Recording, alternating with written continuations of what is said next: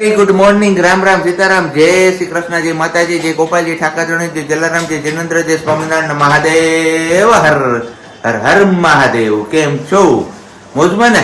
તો વાંધો નહીં બાપા, બિલકુલ મોજમાં રહેવાનું. કેમ બોલી? ગુડ મોર્નિંગ, જય શ્રી કૃષ્ણ.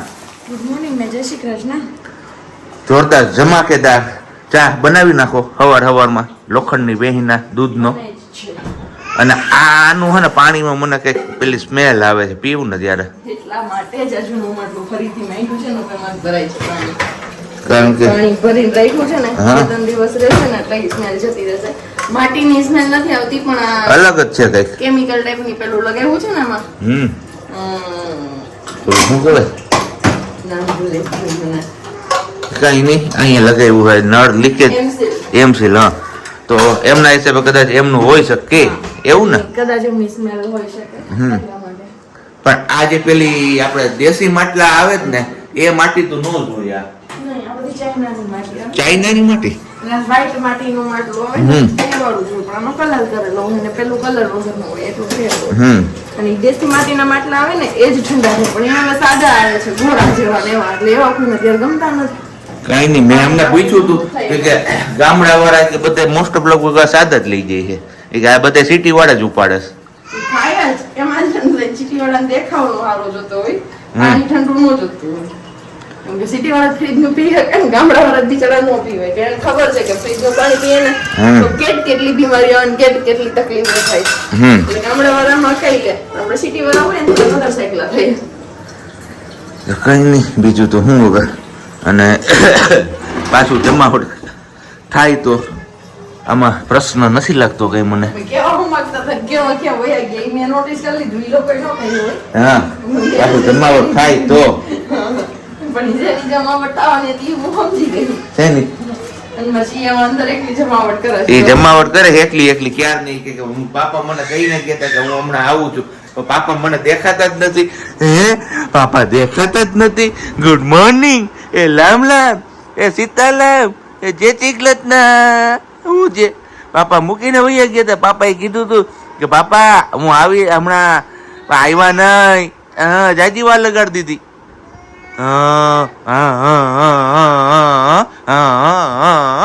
ચલો વાગ્યા છે કેટલા વાગ્યા જો 9:30, અને બેનને અહીંયા આપણે ઘૂઘરામાં રાખી દીધા છે, એટલે પંખો ઉપર ચાલુ રહે અને નીચે ઘૂઘરામાં રહીમે રાખે. કેમ કે મારી દીકરીને મેં ક્યારેય ઘોડિયામાં એટલી નથી સુવડાવી, તો ઘૂઘરાને કે વસ્તુને એન્જોય નથી કરી શકી.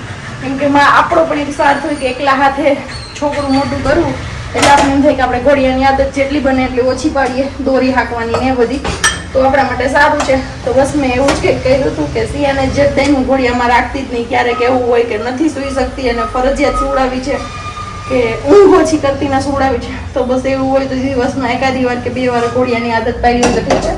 અને એમના લીધે જે ઘોડિયાની આદત ભૂલી ગઈ છે ઘોડિયામાં સુવાની, એમને આદત જ નહોતી પડી ને, તો અત્યારે એમને યાદ બી નથી આવતું. આજ કેટલા 1.5 મહિના ઉપર થઈ ગયું મેં ઘોડિયું હંકાલીને મૂકી દીધું. પારણું પણ અહીંયા હતું એ સંકાલીને મૂકી દીધું છે, અને સરકરિયા રાખ્યું છે જે સિયાનું ઘોડિયું એ પણ અત્યારે સંકાલીને કબાટમાં જ પડ્યું છે.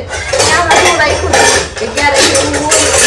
અને મોટી થઈ ગયા પછી પણ જો કદાચ નથી ગમતું, નથી સૂવું કે કંઈ એવું કઈ ફરજિયાત સુવડાવવી પડે તો કીધું વાંધો ના આવે, એટલે ત્યાં જંગલમાં ક્યાંક ગોતવામાં જવું પડે ઘોડિયું. એમના લીધે આપણે ત્યાં એક ઘોડિયું રાખ્યું છે, ત્યાંનું સ્ટીલ વાળું ઘોડિયું હતું ને એ અત્યારે ત્યાં રાખ્યું છે. પછી ત્યાંથી લઈ લેશું આપણે. અને ઘરે તો આપણે આગળ ઓલરેડી પારણું હતું જ, ત્યારે જરૂર આપણે પારણામાં સુવડાવી શકીએ. અને મને બહુ ઈચ્છા હતી અને શોખ પણ હતો, મારા કરતા ધવલને વધારે શોખ હતો કે પારણામાં ભલે પારણામાં જોયું.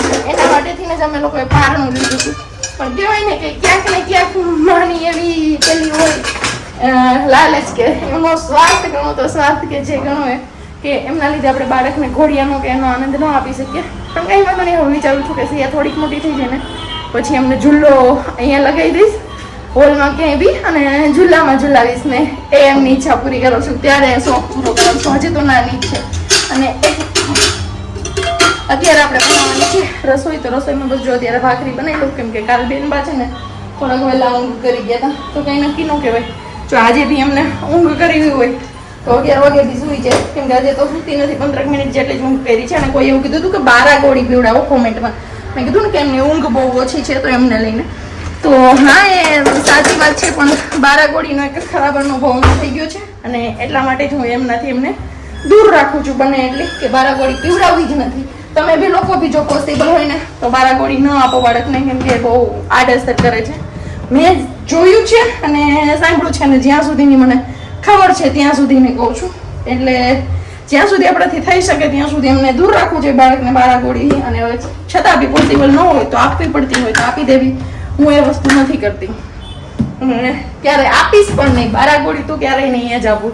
એના કરતા જે કરવું પડશે ને કરશું. ઝુલાવવી પડશે, સતત હિંચકો આપવો પડશે ને તો એ પણ કરી લેશું જો એ ઊંઘ કરતી હોય ને એમના માટે. પણ બારાગોડીની આદત નહીં આપી. અને અત્યારે તો ક્યાં જોઈએ તો બધાને ઇલેક્ટ્રિક ઘોડિયા પણ આવી ગયા છે, પણ અમને એ પણ મળ્યું હતું એડમાં, મીન્સ કે પ્રમોશનમાં. પણ આપણે પેઇડ પ્રમોશન કર્યું તેમાં પણ આપણે એ ઘોડિયું પણ જો આપી દીધું હતું, કેમ કે નહીં આટલા વર્ષે ભગવાને આપી છે તો આપણે એમને ઝુલાવીને હાથેથી ઝુલાવીને એ ખુશી કેમ ન લઈએ. મોટરથી ઝુલાવીએ કે બીજાથી ઝુલાવીએ એમ ના કરતા. તો બસ એવું કંઈક છે ને અત્યારની રસોઈમાં આપણે બનાવવાની છે ઓનલી ફોર ભાખરી. લોટ બાંધીને ભાખરી કરી દઈએ, પછી બેનપા ન રહે તો આપણે બનાવી હોય તો બની જાય ફટાફટ, અને ખાઈ હોય તો ખાઈ બી લેવાય ફટાફટ. કેમ કે પછી એમના પર આધાર છે બધું. મેં લોટ લીધો તો થોડોક જ લીધો અને ઘી વધી ગયું. હવે ફરી પાછું લોટ એડ કરશું. તો આવું બધું છે. હું ભાખરીમાં તેલનું મૂળ નથી આપતી, કદાચ સિયા એકાદ બટકું ખાઈને મારી આવે તો એટલા માટે થઈને કે તો એમને તેલવાળું ખવડાવું એમના કરતાં ઘીવાળું ખવડાવું થોડું સારું રહે. આમ તો કંઈ ખાતી નથી સિયા કે કંઈ બી કરું તો. આ જો નાગલીનો લોટ છે ને આટલો ભર્યો જ હજી, પણ એમ જે મારો, કેમ કે એમાંથી શીરો કરું, ક્યારે એકાદ દિવસ શીરો કરું, એકાદ દિવસ પેલું કરું, બધું ફરતું કરું છું પણ નથી કરતી. અને ધ્યાન રાખવું બી જરૂરી છે, એકલી હોય ને ત્યાં એટલા માટે. દેખી ગઈ, હવે આવશે 5 મિનિટમાં અહીંયા પહોંચી જશે કે મમ્મા કંઈક કરે છે. ચલો તો આવું હોય. હું એને ત્યાં છોડી અને ચોરી છુપીથી નીકળી આવી હોય, પણ છતાં બી પહોંચી ગઈ. ચલો ભાખરીનો લોટ બાંધી લો. જો આવી ગઈ, ખબર જ હતી કે મારો દીકરો પહોંચી જ જશે મમ્મા પાસે. એને આવી ગયો, મારો દીકરો આવી ગયો, મારો જીવ. અત્યારે આપણે બેનને સુવડાવવા ગયા હતા અને સુવડાવવા ગયા ત્યાં સુધીમાં આપણા મહેમાન આવી ગયા આપણી ઘરે, મીન્સ કે આપણા ફેમિલી મેમ્બરમાંથી રીનાબેન કુકડિયા અને એ લોકો તો સ્પેશિયલી સુરતથી શિયા બેબીને મળવા માટે આવ્યા છે. કેમ છો? કેમ છો દીદી તમે? તો સ્પેશિયલી આ બેનને મળવા માટે આવ્યા છે ને શિયા? એ લાડો એ બી અવાજ આપે છે, એ પણ અવાજ આપે છે સામે એમ.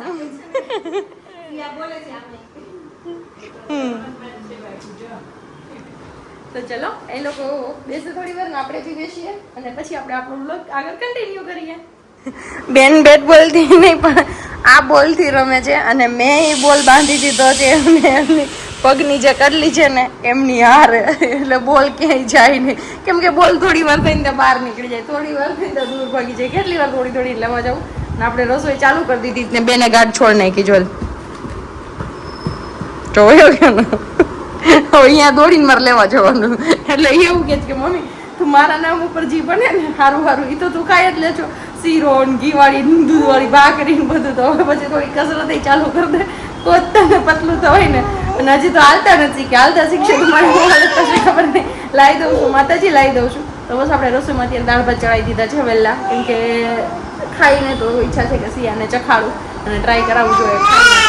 અત્યારે તો આ પાડે છે બોલ લાવવાનો છે ને, એટલે બોલ નહીં ખાવાની નહીં. તો ચલો હવે એને બોલ લાવી દઈએ ને. બાકી હજી વાગ્યા કેટલા 5 કમ છે. આજે પહેલી વાર મને વખાણ સાંભળવા મળ્યા હતી, એટલી આમ ખુશી થઈ છે કે એની વાત જવા દો તમે. કારણ કે આજે આપણે જે વસ્તુ લઈ આવ્યો ને એમના વખાણ ભરપેટ કરીને કર્યા છે. છતાંય લઈ આવ્યો એટલે ઉપર પેલા એમના બોક્સ બતાવ્યું ને તો એમ કીધું કે મોરો જઈશે ને ખાલી આવું બાંધેલો એ છે. તો મેં કીધું ના, આખું બોક્સ ઠેલવી લેવાની છૂટ છે. હું એમ નહીં ભૂલી ગઈ તમને કહી દીધું. હું એમને કરતી હતી એવું છે. ખાવું તો ભાવે જ ને. એમાં મારું એક ફેવરેટ છે દાળ.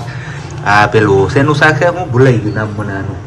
પરવળનું શાક, જે મોટા ભાગે હિન્દી ભાષી લોકો વધારે ખાતા હોય છે. અને ભાત છે, હારે તળેલા પાપડ છે. તો આજ તો જમાવટ કરી જ લેવાની છે. ને હારે પાછો કેરીનો રસ. હા આવું ભોજન બપોરના હોય ને તાતા આમ મોજ પડી જાય. અને એવું જ થાય.